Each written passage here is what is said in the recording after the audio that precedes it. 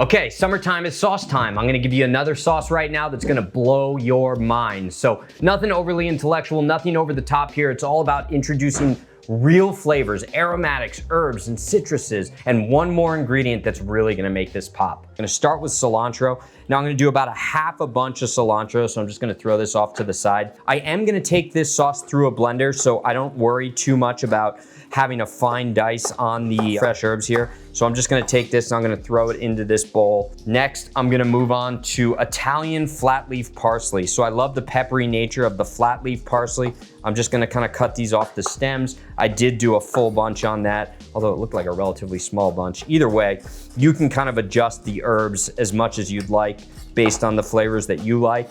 So I'm just gonna throw this into the bowl as well. From there, I'm going to move on to some fresh thyme.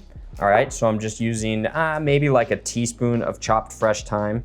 Nothing too crazy, but that thyme is obviously incredibly aromatic and it takes the flavor to another level. Now, I'm gonna put some chives in here. Obviously, chives are key. You guys know that's one of my favorite ingredients, but I'm doing that in place of like an onion or a shallot because I like the mild, peppery, somewhat grass-like flavor of the chives. I've got a lime and a lemon. This is gonna be the base of the acid. But first, before I squeeze the juice in there, as I've talked about in the past, I wanna make sure that I use those essential oils that are on the exterior of the citrus. Never waste this. This is so important. And this is what adds flavor that is really memorable in the sense that it doesn't go away, right? Like the citrus can kind of blend in by the juice, but it's that exterior, it's the oils and those essential oils in the exterior of the citrus that adds so much flavor and makes your sauces taste really fresh for, 4 to 7 days in the refrigerator. Okay, so just a little bit of the exterior on there. You don't have to do the whole thing. And now I'll go for the juice. Look at that, my knife is just cutting right through that. This Wolf knife is unbelievable. I've got one whole lime. This is a beautiful ripe lime, so I didn't need to use the old microwave trick to get all that juice out. Now I got my lemon juice in there. It's already smelling like chimichurri.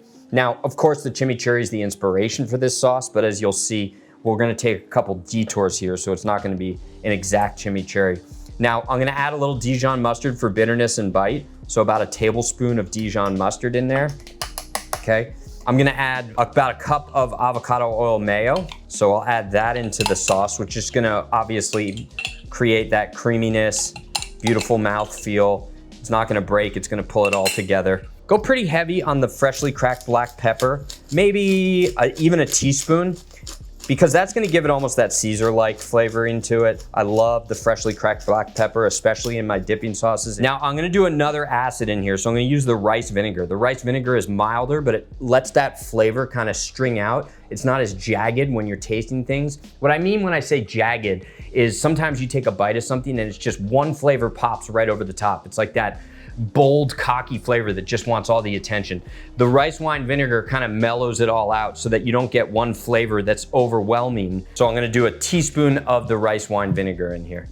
Now, if you notice, the theme of this sauce are the aromatics, right? I got all the aromatics and the herbs in addition to the other ingredients that I added to this, like the Dijon mustard. But if we really wanna go high on the aromatic scale, ginger is the way to go. Now, I'm not trying to give this a fusion style flavor. I just wanna add a little bit of that ginger to take it to another level. A lot of people get nervous about peeling ginger. Here's a little trick, okay? When you peel ginger, just use the side of a spoon. It just pulls that exterior right off. And then from there, instead of chopping the ginger and getting some of that, the fibrous element of the ginger in your sauce, I just use a microplane, the same microplane that we used for the citrus, and I'm just gonna grate that right into the sauce. And I do, I don't know, roughly another teaspoon of this ginger just grated right in there.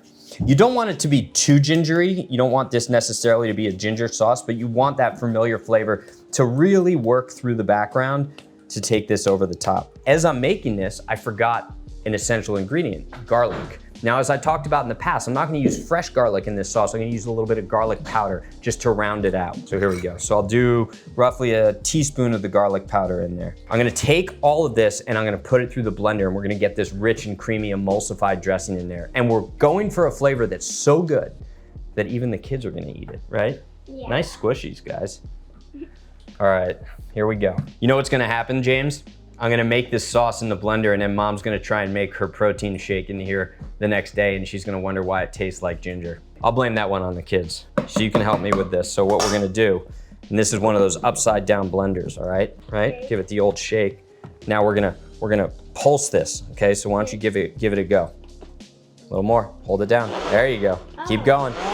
There you go. Oh, now we're talking, that's perfect. Okay, you're good. Unplug it, good thinking. Look at that, you guys are safety first, right? You guys gotta try it, grab a couple spoons, huh? Now that right there is a good sauce. All right, guys, here we go. Let's taste this. It's got a nice nappe. You know what a nappe is? It's when it coats the back of a spoon. Okay. I'm not gonna lie, I haven't made this recipe yet, but I'm impressing myself on this one. It is just, it's strong. That ginger jumps right in there, but you don't realize what it is. Citrusy, addictive. Watch out, it's spicy. Yeah, it's kind of spicy. It's good. There we go. There you go. The doctor of flavors. The doctor of flavors. Perfect. You know what? That's what happens. Cooking in the kitchen. It's okay. You got a little on your head, big guy. Do I? All right, guys. I think this is it. Good job. Thanks for helping me make this. We got a good sauce here.